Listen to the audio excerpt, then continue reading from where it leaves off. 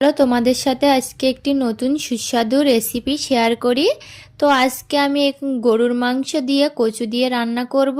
তো তার জন্য আমি এখানে পেঁয়াজ কুচি, তেজপাতা আর শুকনো লঙ্কা নিয়েছি।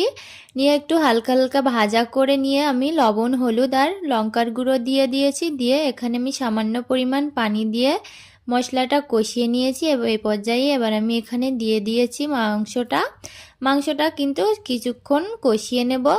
তারপরে আমি এখানে দিয়ে দেব কেটে রাখা কচুগুলো একটু মোটা করে কাটতে হবে। আর আমি এখানে একটি আলু কেটে দিয়েছি, তোমরা চাইলে নাও দিতে পারো। তো আমি হালকা একটু পানি দিয়ে সবগুলো একসাথে কষিয়ে নেব। তো এখানে আমি কষিয়ে নিচ্ছি আর কচুগুলো কিন্তু ভালোই গলে গেছে। তো আমি এখানে এই পর্যায়ে দিয়ে দেব পরিমাণ মতো পানি। তারপরে কিছুক্ষণ ঢাকা দিয়ে রান্না করে এখানে আমি গরম মশলার গুঁড়ো আর জিরের গুঁড়ো ছড়িয়ে দেব।